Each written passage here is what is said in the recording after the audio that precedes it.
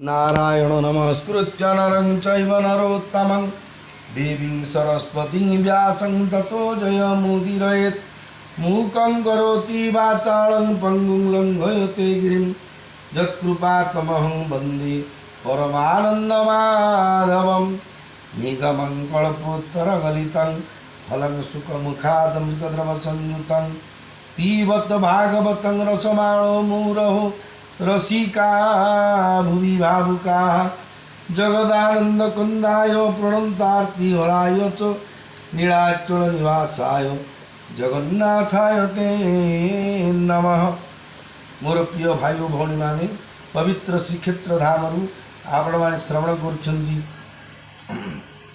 श्रीमद भागवत महापुराणर एकादश स्कंधर 20 अध्याय 19 अध्याय भगवत उद्धव भगवान एवं उद्धव को संवाद व कथोपकथन जति धर्मर नियम कौन किमी निर्णय कराला जति मान धर्म ना कौन एक श्रवण करते आसतु बर्तमान ज्ञानादि त्यागर उपाय वर्णन 20 अध्याय ज्ञानर त्यागर उपाय ज्ञान कौन अर्थार्थ करेंगे आसतु ताले श्रवण करवा। श्री भगवान उवाच कहती प्रभु भगवान सुन हे भगत प्रधान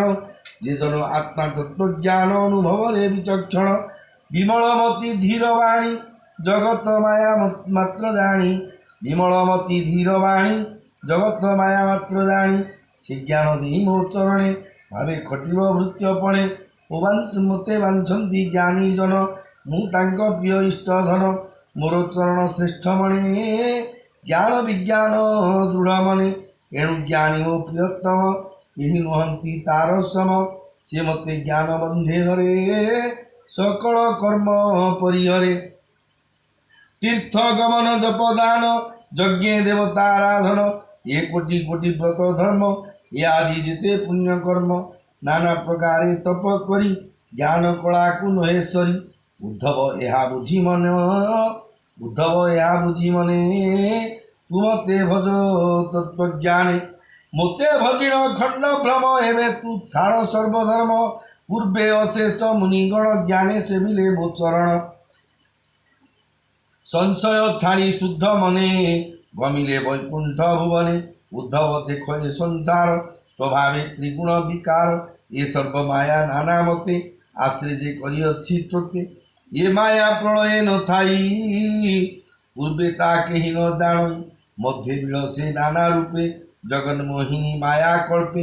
एणु आदि मध्यंत केवल जान माया मात्र उद्धव कृष्ण वाक्य शुणी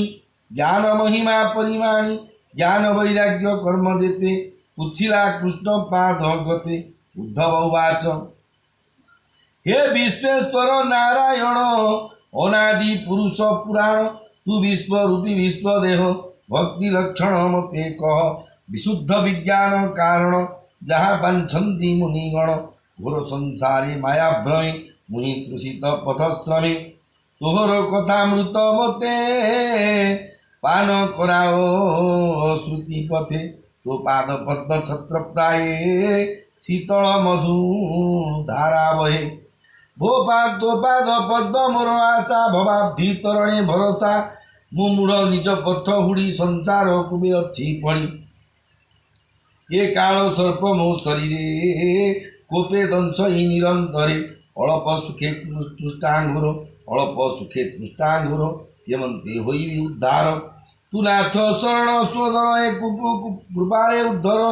तोर वचन सुधाधार भरोसा कर शिरे मोर यमंत भक्त वाक्य शुणी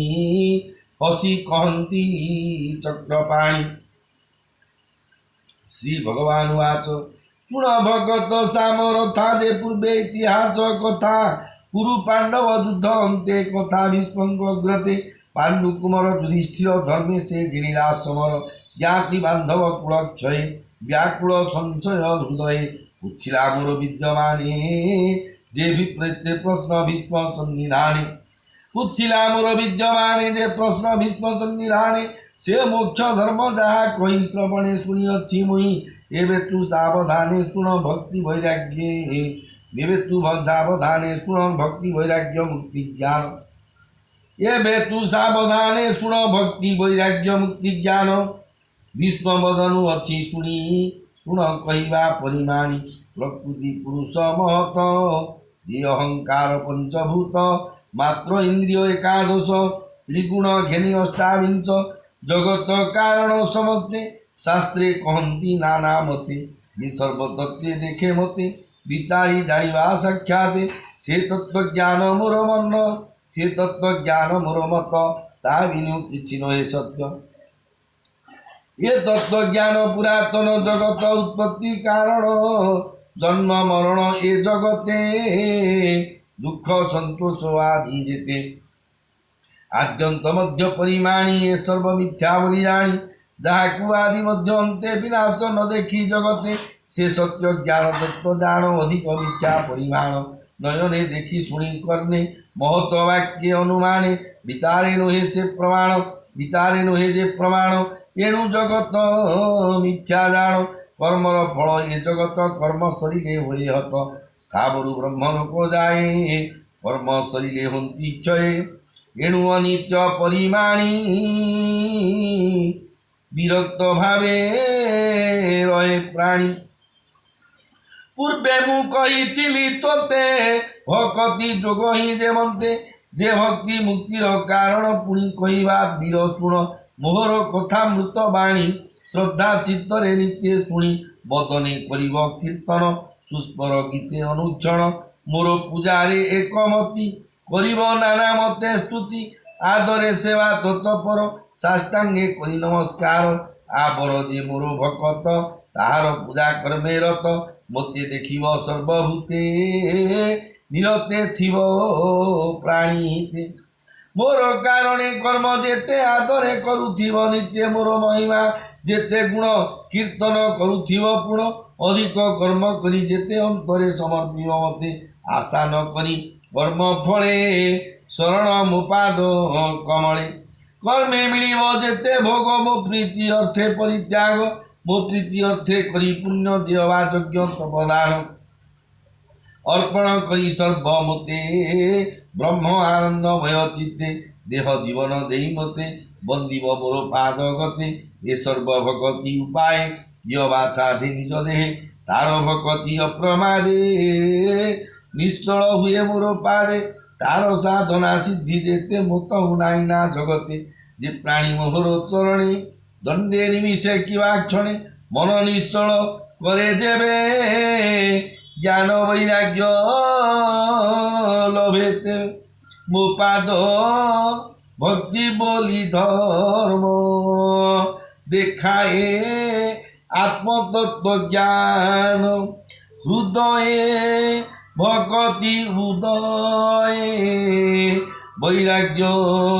जन्माए विषय अणिमा आदि अष्टनिधि निकटे थांती निरवधि हेमंत कृष्ण वाक्य शुणी उद्धव जोड़ी पाणी हेमंत कृष्ण वाक्य शुणी उद्धव जोड़ी पाणी बोलो ही कृष्ण मुख चाही भोनाथ शुण भावग्राही उद्धव उवाच तोहर अभय चरणे मुहि पुच्छरास पणे जब नियम शमदम केते प्रकारे यथाक्रम तितिक्षा धृति तपदान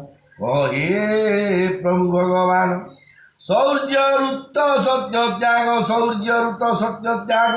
धन दक्षिणा यज्ञ भाग शौर्य ऋत सत्य त्याग धन दक्षिणा यज्ञ भग पुरुष मानकर बल ई दया लाभ आदि मूल ई पारा विद्या ई परा विद्या लज्जा श्री कि दुख सुख नर हरि के मूर्ख कि रूपे पंडित के साधु मार्ग के कुपथ क्या बोली स्वर्ग लोक के बाट ही नरक धनाढ़ जाना के बनते के दुखी दरिद्र जगते क्या बोली बंधु घर कृपण के बा ईश्वर आदि पचार जेते भोनाथ कह दया चित्ते मो चित्ते संशय प्रमाण ये प्रश्न पचारि तेणु किए बा घटे विपरीते भोनाथ कह दया चित्ते पुरुष सिंह चक्र पाणी हेमंत भृत्य मुख शुणी चित्ते सकल अवधारी कहती प्रभु दैत्यारी श्री भगवान उवाच शुण उद्धव तो सचिते जे प्रश्न पचारिनु मते वचन मध्ये सत्यवाणी निर्लोभ बरधने जानी लज्जा सकल संग त्याग धरा धरा लज्जा सकल संग त्याग धन संचय वैराग्य मौन ब्रह्मचर्य गुण स्थैर्य आस्तिक लक्षण जीवे अहिंसा भय क्षमा जमद्वादश ए महिमा बाह्य अंतर शौच होम तप जपम पूजा कर्म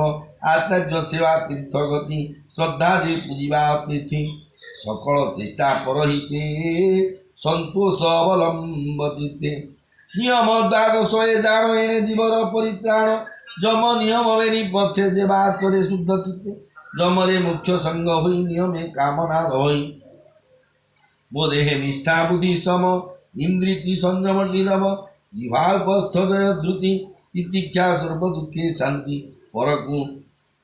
दंड त्याग दान तप सर्व काम वर्जन निज स्वभाव जे बेजिणी शौर्य बोली ताकु जानी समान दृष्टि सर्वभूते ये सत्य पद मूरो मते प्रिय आवन सत्य जेहि कवि बोलती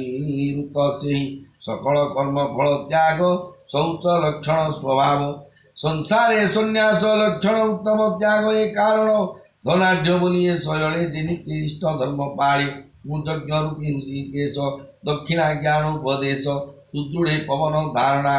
सुदृढ़े पवन धारण परम बल ए लक्षण भगमो ऐश्वर्य भाव मोर भक्ति बड़ लाभ प्राणी विषय भेद बुद्धि न करे से विद्या प्रसिद्धि निंदित कर्मे जे डर उद्धव जान लज्जा से सकल भावे अनपेक्ष ऐसी लाभ प्रत्यक्ष समेधे दुख सुख मणि से महासुखी नित्य मणि समेधे दुख सुख मणि से महासुखी नित्य भणी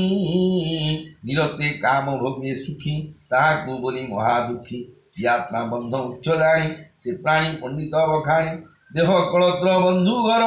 एणे जे करे अहंकार ताहाकु मूर्ख बोली कही हसी कहती ताहाकु मूर्ख बोली जानी हसी कहती चक्रपाणी मते भलई जे मन्ते उत्तम पथ से जगते तेने चंचल दान चित्त उद्धव जान से कुपथ जति जदि उदय सत्व गुण ताहाकु स्वर्ग बोली जान जार उदय तम गुण से प्राणी नरक लक्षण प्राणी परम बंधु मुहि गुरुंक प्राय हित बही उद्धव ये उत्तम घर अटे मनुष्य कले मन मो सर्वगुणे जार मन तार समीपे सर्वधन मो भावे चित्त जार नाही संसारे दरिद्र की सही अजित इंद्रिय जाहारो संसारे कृपण से नर त्रिगुण संग जार नाही उद्धव ईश्वर से जे प्रश्न कलु वीर तुही कहिली बुझ मन देई अधिक विशेष वर्णन प्रस्तावे नाही प्रयोजन सकल भावे गुण दोष उद्धव देखिबाटी दोष गुण दोषहीन देख उद्धव गुण से बोलाई बोलो दास जगन्नाथ श्री एकादश भागवत उद्धव पूछिले जेमंत अच्युत कहिले तेमंत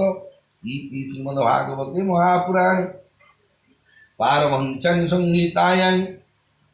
एकादश स्कंदे भगवते उद्धव संवादे श्रेयो भेद निर्णयो नाम विंशोऽध्यायः भीमस्यापि रणभङ्गमुनिरपि मतिभ्रमं यदि शुद्धं अशुद्धं वा मम दोषं न विद्यते नमो ब्रह्मण्यदेवाय गो ब्राह्मणहिताय च जगद्धिताय कृष्णाय गोविन्दाय नमो नमः।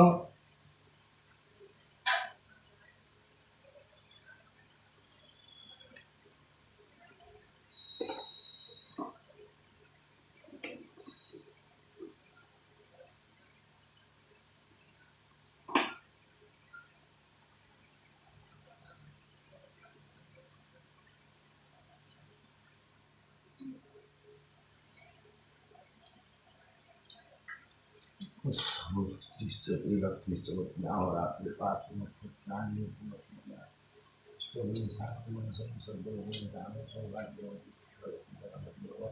Kali खाइल उतरे हाँ सबके बात दिखाई